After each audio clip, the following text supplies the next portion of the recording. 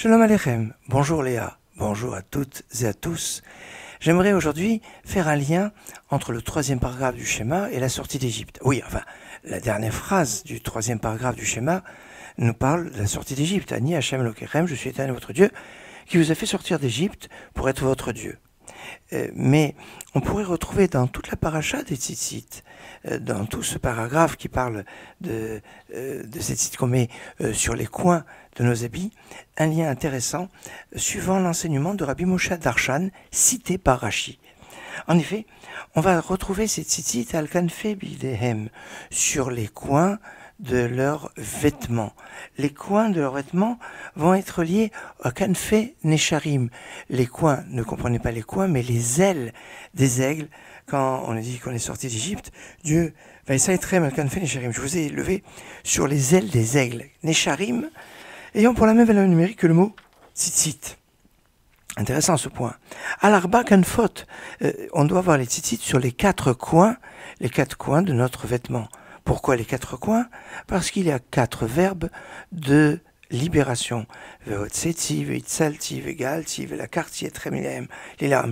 vous ferai sortir, je vous sauverai, je vous délivrerai et je vous prendrai comme peuple. Ainsi, comme les quatre coupes du soir du Seder, en lien avec ces quatre verbes, on a ce lien avec les quatre tzitziot, les quatre franges qui se trouvent à nos quatre coins de notre tzitzit. Pétil techelet, un fil bleu, azur. Et là, on a une explication tout à fait renversante de ce bleu azur qui va évoquer la plaie des premiers-nés. Quel rapport entre le bleu azur et la plaie des premiers-nés?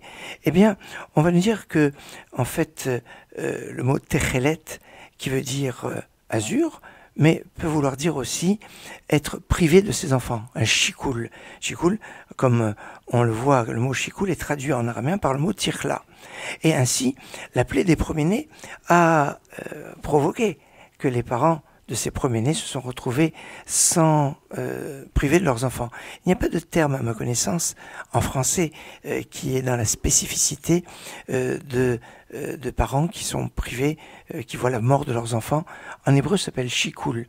Attention, quand on parle des fois dans la prière de demander haskel, c'est-à-dire l'intelligence, il faut faire très attention dans la quatrième bénédiction de la Mida, dans certains rites, eh bien, il faut faire attention de ne pas dire hashkel, et se tromper entre le shin et le sin, parce que dans ces cas-là, on parlerait d'une malédiction, hashkel étant la mort des enfants, Askel étant l'intelligence. Attention, on met le point.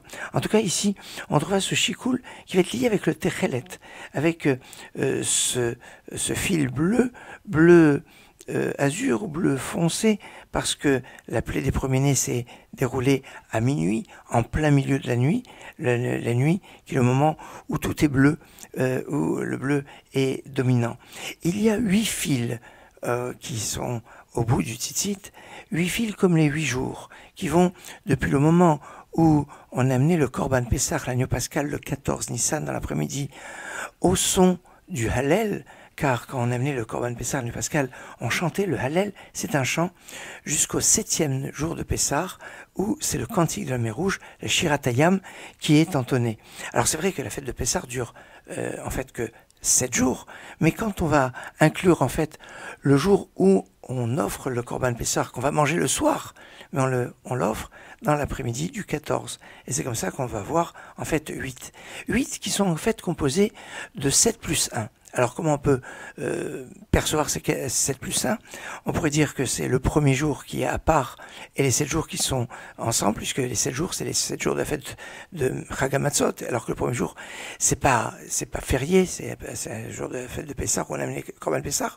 Ou alors on peut dire dans l'autre sens, les 7 premiers jours, depuis le jour qui précède le début de la fête de Pessah, eh bien ce sont 7 jours qui ont un peu le même sens, alors que le 8e jour, le 7e jour de Pessah, plus précisément, le jour du passage de la mer Rouge, c'est le jour du 8.